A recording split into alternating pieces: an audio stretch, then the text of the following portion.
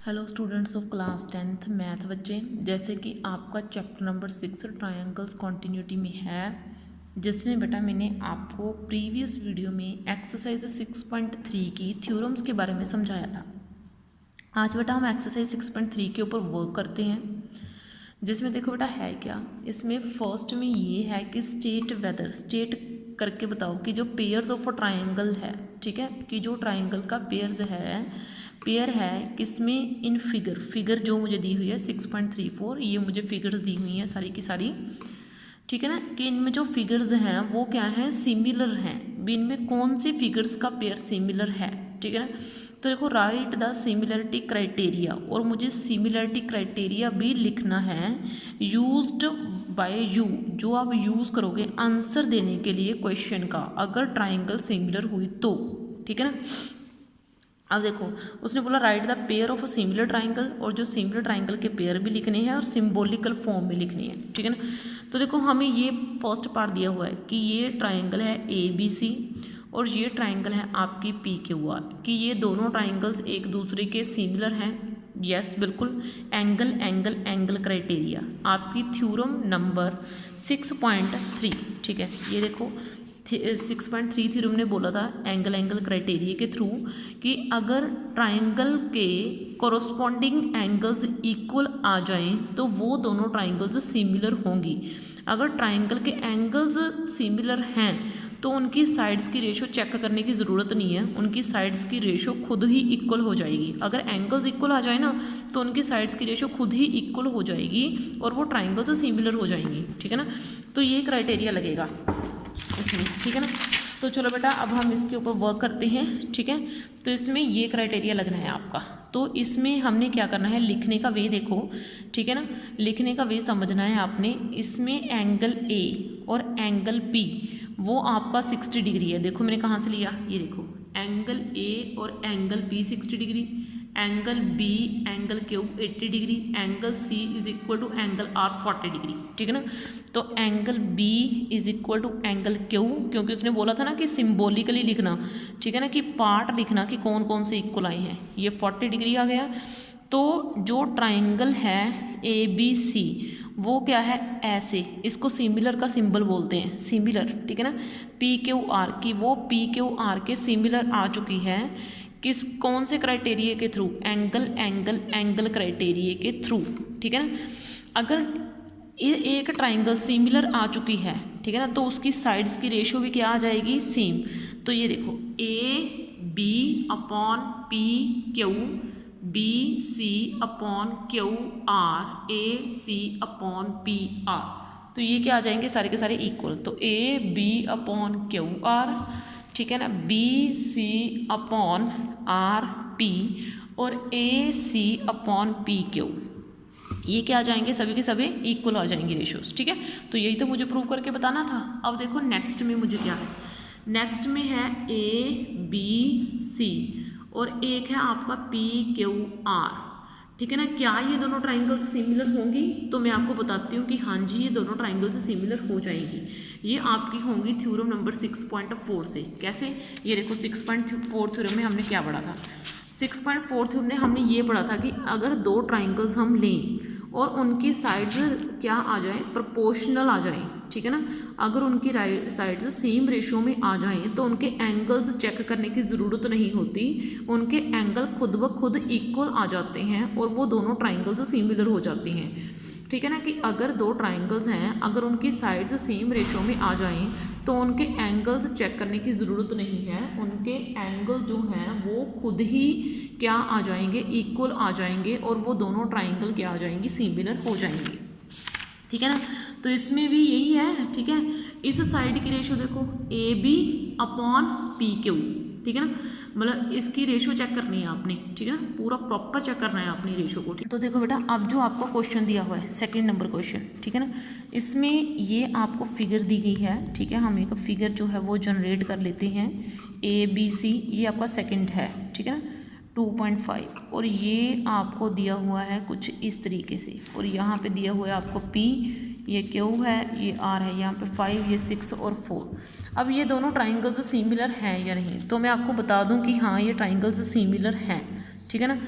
और मैंने आपको बताया था कि अगर साइड्स की रेशो सेम आ जाए तो अब हमें रेशो चेक करनी है। तो देखो AB अपॉन QR, ठीक है ना, इसके अपॉन ये QR, रेशो चाहे कैसे भी आ जाए लेकिन रेशो आपकी होनी चाहिए इक्वल। BC अपॉन PR, ठीक है ना, BC अपॉन PR ये इक्वल है AC, इसकी साइड AC अपॉन PQ के, ठीक है ना।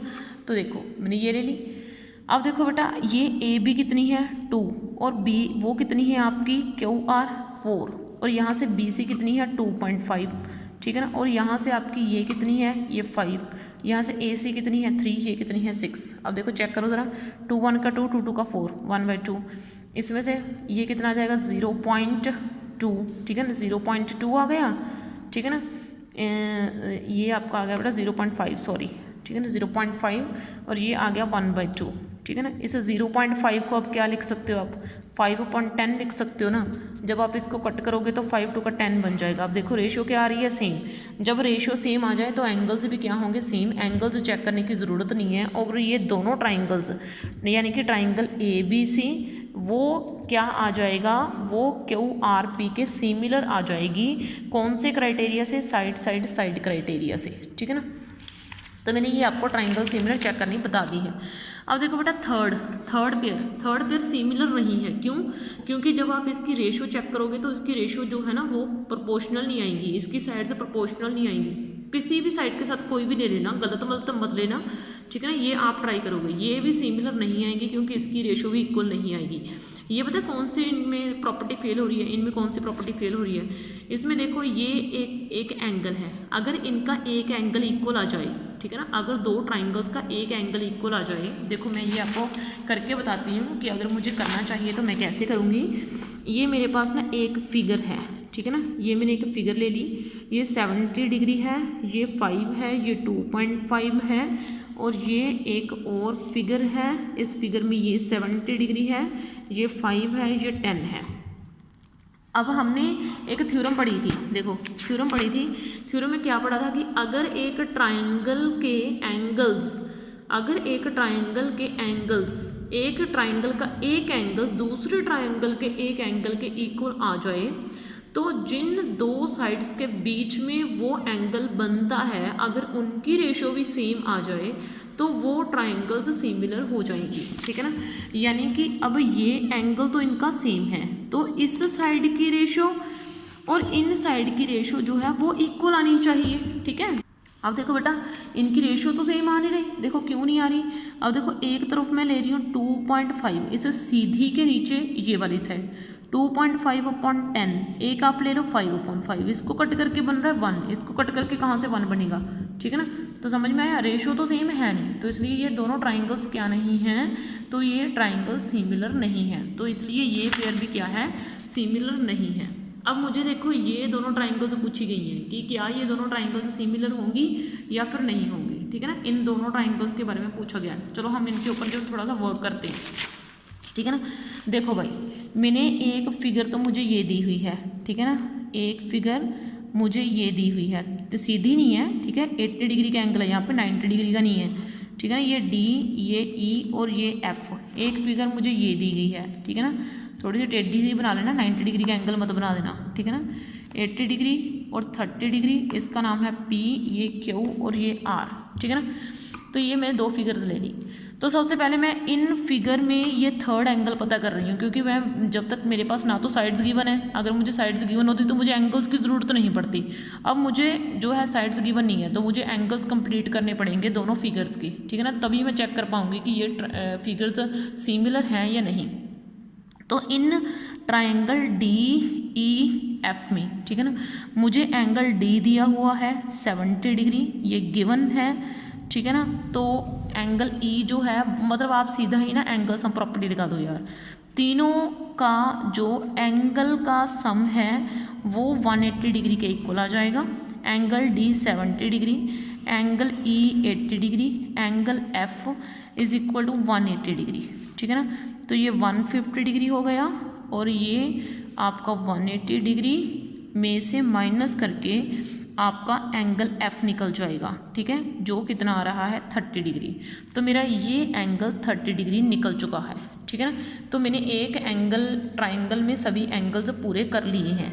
अब मैं दूसरे ट्राइंगल की बारी देती हूँ। In triangle P Q R, इसमें क्या है, angle P plus angle Q और एंगल आर, इन तीनों को मैंने 180 डिग्री के इक्वल ले लिया है। ठीक है ना। जो एंगल पी है वो वैसे ही रहने दिया, एंगल क्यू को 80 डिग्री पुट कर दिया और एंगल आर को 30 डिग्री पुट कर दिया। और ये किसके इक्वल है, 180 डिग्री के। तो angle P plus 180 degree plus 130 110 degree. ठीक है ना। तो ये एंगल पी आपका किसके इक्वल आ गया, 180 माइनस 110 डिग्री। तो एंगल पी आपका आ गया 70 डिग्री। सॉरी बेटा, सॉरी। तो एंगल, हाँ ठीक है बेटा, ये 70 डिग्री आ चुका है। तो ये मेरा 70 डिग्री आ गया। अब देखो इसका एंगल डी वो इसके एंगल पी के इक्वल आ गया। एंगल डी आ गया एंगल पी के इक्वल, जो कितना है 70 डिग्री। ठीक है ना। अब देखो एंगल ई और एंगल क्यू इक्वल आ चुके हैं। एंगल ई और एंगल क्यू वो आ चुके हैं 80 डिग्री। अब एंगल एफ और एंगल आर इक्वल आ चुके हैं, जो है 30 डिग्री। एंगल एफ और एंगल आर इक्वल आ चुके हैं, जो है 30 डिग्री। तो अब आपकी थ्योरम इसमें फिर से 6.3 लगी। जो थ्योरम ये बोल रही थी कि अगर एक ट्राइंगल के सभी एंगल इक्वल आ जाएं तो उनकी जो साइड्स हैं उनकी रेशो चेक करने की ज़रूरत नहीं पड़ती, वो रेशो खुद ब खुद इक्वल आ जाती है और वो दोनों ट्राइंगल से सिमिलर हो जाती हैं। ठीक है ना। तो आपकी जो ट्राइंगल डी ई एफ है वो सिमिलर आ चुकी है ट्राइंगल पी क्यू आर से। कौन से क्राइटेरिया के ज़रिए, एंगल क्राइटेरिया के ज़रिए। ठीक है। तो इसके साथ ही बेटा मैंने आपकी एक्सरसाइज 6.3 का ये पार्ट 1 डन कर दिया है। नेक्स्ट वीडियो में आपके कुछ और इंटरेस्टिंग से क्वेश्चन उठाएंगे। ओके बेटा, थैंक यू।